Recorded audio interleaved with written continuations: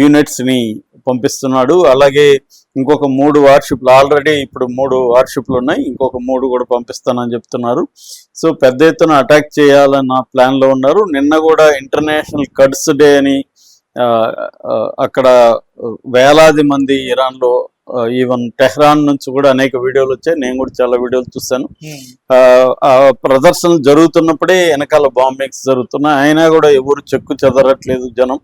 అక్కడ ఇరాన్లో బాంబులు పడుతుంటే కూడా ఒక ఆవిడ ఇంగ్లీష్లో మాట్లాడుతూ సెల్ఫీ వీడియో చేస్తున్నప్పుడే మేము బాంబులకు భయపడము, ఎందుకంటే మాకు దేవుడు ఉన్నాడు, ఇవన్నీ చెప్తూ ఉంటేనే బాంబు పడింది అక్కడ వెనకాల బిల్డింగ్ మీద.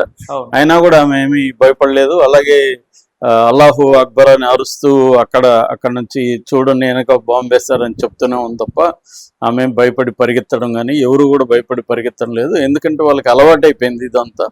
బాంబులు పడుతుంటాయి, ఇక చనిపోవాలి చనిపోతారు, గాయపడే వాళ్ళు గాయపడతారు, మళ్ళీ లైఫ్ యథావధి కంటిన్యూ అవుతుంది అన్న పద్ధతిలో జరుగుతుంది. నిన్న ప్రొఫెసర్ మరాండి ఆయన కూడా ప్రజెంట్ టెహ్రాన్లో ఎలా ఉంది అవన్నీ కూడా చెప్పాడు. దాదాపు 3 లక్షల మంది టెహ్రాన్ నుంచి బయటకు వెళ్ళిపోయారు అవుట్స్కట్స్కి.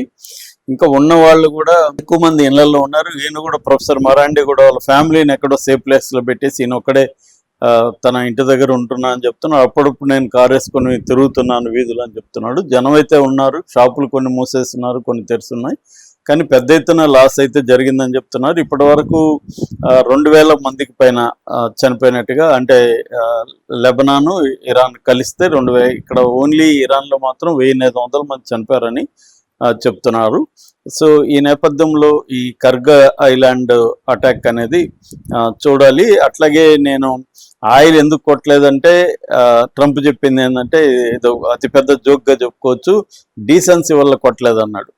అంటే రోజు కొన్ని 10ల సంఖ్యలో పిల్లలు చనిపోతున్నారు. మొన్న ఒక స్కూల్ మీద అక్కడ మినాబ్ అనే ఏరియాలో స్కూల్ మీద బాంబులు వేసి 125 మంది పిల్లల్ని చంపిన వ్యక్తి డీసెన్సీ గురించి మాట్లాడితే ఎంత కామెడీగా ఉంటుందో మనకు అర్థమవుతుంది. ఇప్పుడు కూడా 1500 మందిలో దాదాపు 500-600 మంది పిల్లలు చనిపోయారనేసి యూనిసెఫ్ ప్రకటించింది. ఇప్పటికీ స్కూల్స్ మీద ప్రధానంగా దాదాపు 20-30 స్కూల్స్ మీద అటాక్ చేశారు, హాస్పిటల్స్ మీద అటాక్ చేశారు. ఇవన్నీ చేస్తున్న ట్రంప్ డీసెన్సీ వల్ల ఆయన ఆయిల్ మీద అటాక్ చేయలేదని చెప్తాడు. సో ఇంతకంటే దుర్మార్గం ఏముండదు. సో ఆయనకి అసలు ఆ డీసెన్సీ ఉంటే అసలు ఈ వారే స్టార్ట్ చేయడు. అంత డీసెన్సీ ఉంటే గాజాలో 25,000 మంది చిన్నపిల్లల్ని చంపడానికి పరోక్షంగా అతను కారణం కాడు. సో కాబట్టి డీసెన్సీ లేదు, ఏమి లేదు, అలాగ ప్రకటిస్తూ ఉంటాడు. అంటే చదివే వాళ్ళంతా గొర్రెలు అనుకుంటాడేమో తెలియదు ట్రంప్. సో అలా ప్రకటించాడు, అంటే డీసెన్సీ వల్ల నేను కొట్టలేదు, అదర్వైజ్ నేను అది కూడా కొడతానని. మరి ఇవన్నీ కొట్టడం డీసెన్సీలో భాగమా అనేది ఇప్పుడు చర్చనీయాంశం.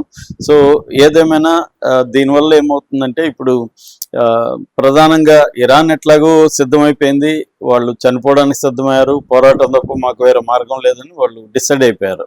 ఎందుకంటే 1979 నుంచి కూడా అమెరికా పట్ల వాళ్ళు తీవ్ర వ్యతిరేకత ఉన్నారు. కానీ జీసీసీ దేశాలు, గల్ఫ్ కోఆపరేషన్ కౌన్సిల్ దేశాలైన UAE, Saudi Arabia, Qatar, Bahrain, Kuwait, Oman, ఈ దేశాలు ఇప్పుడు భయంతో వణికిపోతున్నాయి. ఎందుకంటే వాళ్ళ ఇన్ఫ్రాస్ట్రక్చర్ దెబ్బతింది, వాళ్ళ అక్కడ ఉన్న బ్యాంక్స్ కావచ్చు, ఫారిన్ బ్యాంక్స్, ఫారిన్ అమెజాన్ లాంటివన్నీ కూడా ఖాళీ చేసేసే పరిస్థితి కనబడుతుంది. వర్క్ ఫ్రమ్ హోమ్ ఇచ్చేస్తారు వర్కర్స్ కూడా, ఎందుకంటే ఇరాన్ వాళ్ళని కూడా అటాక్ చేసే కార్యక్రమం జరుగుతుంది. సో ఈ నేపథ్యంలో వార్ అనేది ఇంకా పెరిగే అవకాశాలు, ఇంకా ఇంటెన్సిఫై అయ్యే అవకాశాలే మనకు కనపడుతుంది. లేటెస్ట్ ఎగ్జాంపుల్ ఈ కర్గ్ ఐలాండ్.